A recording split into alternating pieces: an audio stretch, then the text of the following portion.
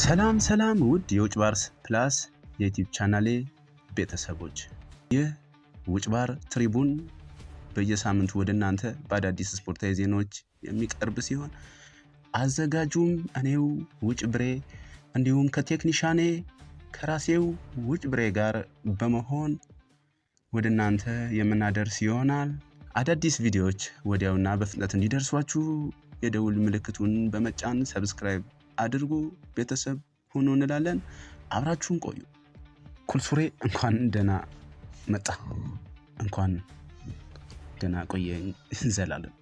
ያው እንግዲህ ዛሬ የምንመለከተው እንዳልኩ ስለ ምትሃተኛው ንጉስ እግር ኳስ ፈጽሞ ስለማትረሳው ስላደመቃት ዋነኛውን ነው ማነሳው ሊዮኔል አንድሬስ ዶስ ሳንቶስ አቬሮ። አረ ዶስ ሳንቶስን ተው፣ ሁሌ ሜሲ ከተባለ ዶስ ሳንቶስን ፍታ። ቴንኪው ዘላለም፣ እንፈታለሁ። ሊዮ ዘላለም የእግር ኳስ ታሪኩን የጀመረው በ9 እና በ10 ዓመቱ በሮዛሪዮ ነበር። በሮዛሪዮ ጎዳኖች ላይ ብያለሁ፣ ያጸዳል ከእናቱ ጋር። እሱ ሲያር ነው የቪዲዮን ማስረጃ ያለ። እሱን ፍታ እስቲ፣ አንተን ፍታ። በቃ እኔ ሰለቸኝ እኮ ዘላለም። አንተ አይሰለችም? አይሰለችም? ሊዮ ሜሲን አሁን ላይ ዓለም ሳትጮለት በፊት ነበር የማውቀው። ገና 11 10 ምናምን ዓመቱ እያለ ነበር የማውቀው። እንዴት ተቸግሮ እንዳሳልፈ አውቃለሁ። እንዴት ከአያቱ ጋር ሲኖር እንዳለ አውቃለሁ። እንዴት የደሃ ልጅና አሳና አሳ ብቻ ተመጋቢ እንደነበሩ አውቃለሁ። እሾሃማ መንደር ነው የነሱ። ዴሴንቴ ነበር ሲኖሩ የነበረው። ዴሴንቴ ሜዛ። ሮዛሪዮ አላልክም እንዴ ቅድም? ዴሴንቴ ሜዛ። አሁን ያልኩት ላይ ትኩረት አድርግ ዘላለም። ያለፈውን እርሳው። ካለፈ ጋር ወደኋላ መመለስ አይቻልም። እናም ሊዮ ሜሲ የመጀመሪያ ጊዜ ለዚህ ክብር የበቃው በአንድ የትምህርት ቤት ጨዋታ ላይ ተሳትፎ ነው። በዛ ጨዋታ ላይ ምን አደረገ? ሃትሪክ ሰራ።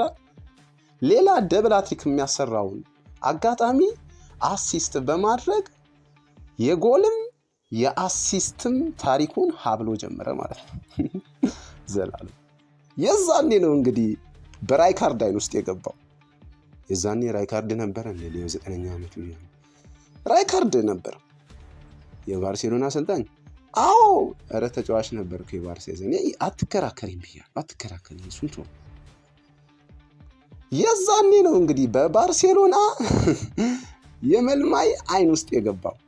በባርሴሎናው መልማይ የንስር አይን አለው ተብሎ በሚታማው በራይካርድ መልማይም አሰልጣኝም ነበረ። እንደ ጥምር ሙያ ባለቤት ይቅርታ I'm sorry about this። በሬድ ካርድ አይን ውስጥ የገባው ዘላለም። በሬድ ካርድ አይን ውስጥ ገባ።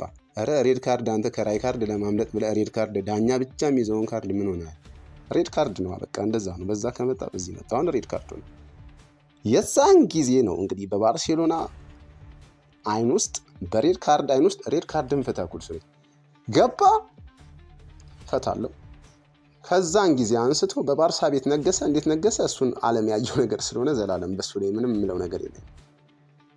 ነገር ግን እስከ ዛሬዋ ዕለት ድረስ ሊዮኔል አንድሬስ ዶስ ሳንቶስ እግዚአብሔር ዶስ ሳንቶስን ብቻ ተው በቃሽ። እኔ ምንም ማለት ዶስ ሳንቶስን ተውኩኝ።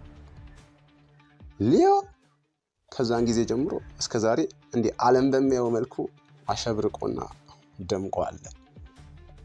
ባርሳ ቤት ምን ሰራ? ብዙ ነገር ሰርቷል። የዓለማችን ቁጥር 2 ጎል አስቆጣሪ ነው። ከCR7 ጋር በ2 ዓመት ልዩነት አለ በማላቸው። የ2 ዓመት ልዩነት አለ። ማይንድ ዘጋፕ ዘላለም፣ ማይንድ ዘጋፕ። ነገር ግን ከዛ በኋላ ምን አደረገ? ፔጄ ቤት ሄደ። የሰራውን አይተናል። አሁን ማያሚ ቤት በአሜሪካን ሜጀር ሊግ ሶከር ምን አይነት የከበረ አቋም ላይ እንዳለም ሁሉም ህዝብ የሚያውቀው ነው። ንጉሱ ኳስን ያጠናል። ሜዳ ላይ ሆኖ አይሯሯጥም፣ አያካልልም። ኦብስታክል ቱ ዲስታንስ ነው የሚጫወተው ዘላለም። ኦብስታክል ቱ ዲስታንስ አትድገሙ፣ ልክ አይደለም በቃ። ነገር ግን ቦክስ ቱ ቦክስ ማየትም ማጥቃትም ይችላል። አቴንሽን ሲከር ነው። ምን ያስፈልገዋል ይሄ? አስፈልግም እንግሊዝኛ ለመጠቀም ነበር ዘላለም። ዴሴንቴ እያለ ቅድም ብያለሁ ሜሲ አያቱ ጋር ነው ያደገው። አያቱ ገበያ ደርሳ ስትመጣ ሜሲ እጇን ያህል ዘላለም እጇን ያህል እጇን የሚያየው ግን ሙዝ ፈልጎ ፍራፍሬ ፈልጎ አይደለም። እንደኛ ሀገር እናት ሙዝ ፍራፍሬ ይዛ አይደለም የምትመጣው፣ ኳስ ነበር ይዛለት የምትመጣው ለሜሲ። ለዛም ለምዷል። ሜሲ ስለለመደ እጇን ያህል አያቱ ከገበያ ስትመጣ ኳስ ደብቃ ታመጣለት ነበር። ያንን ኳስ ይዞ እሱ ከታወቀበት ቤት ስለሚገርፉት ብሎ አያቱ ጋር ነው የሚኖረው ብያለሁ፣ ለኳስ እንዲመቸው ብሎ ያንን ኳስ ልክ ሲተኙ ነው የሚጫወተው። አልጋ ላይ ነው የሚጫወተው። ዘላለም አልጋ ላይ እንዴት ብሎ ነው የሚጫወተው? አልጋ ሜትር ከ20 የሆነ ነገር ላይ በል ስለማወቅ ነው እኛ ስለ ሜሲ ለማብራራት የመጣሁት። ዘላለም አልጋ ላይ ይጫወት ነበር። ድሪብል ያደርጋል፣ ኳስ አይለቅም። እንደምታየው ነው አልጋ ላይ የጀመረው አመል ነው። ይሄ ሜዳ ላይ ኳስ አለመልቀቅ፣ ከእግሩ ኳስ አትወጣም። የዛን ነው አያቱ ማሪቾይን። ኧረ ማሪቾይ እኮ አንተ ኢቲቪ ላይ የሚታይ ፊልም አልነበር? የሜክሲኮ። አዎ የላቲን ስም በጣም ይቀራረባል። ዘላለም በጣም ይቀራረባል። ወንድ አያቱ ዋን ሚጌል ነው ስሙ። ወንድ አያቱ ዋን ሚጌል ነው ስሙ። ዋን ሚጌል ይህም ፊልሙ ላይ ያለ ስም ነው። ነገር ግን ማሪቾይን ሴት አያቱ እንዳልኩ ለእግር ኳስ ህይወቱ ትልቅ አስተዋጽኦ አላት። የላትም? አላት በሚገባ።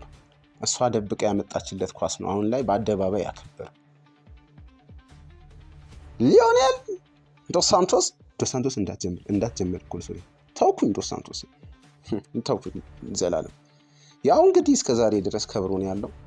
እስከ ዛሬ ድረስ ዓለም በእግር ኳስ አክብራው ሰቅላው ነው ያለችው። የ8 ጊዜ ባሎን ዶር አሸናፊ ሆኗል። ከዚህ በላይ ምን አለ ክብር? ኳስ ተደብቆ ሲጫወት የነበረ ያ ትንሽ ታዳጊ በሮዛሪዮ ዴሴንቴ ሜዳ አታስደግመኝ፣ የጠፋብኝ ነው። ውሸት ነው ማወራው አይደል? ይጠፋብኛል እባክህ ዘላለም። ይሄ ነው እንግዲህ ሜሲን በአሁኑ ሰዓት ላይ ለደረሰበት ደረጃ፣ አሁን ለበቃበት ደረጃ የደረሰበት ቁልፍ ሚስጥር ይሄ ነው። በዚህ ነው የደረሰው ሊዮኔል ሜሲ።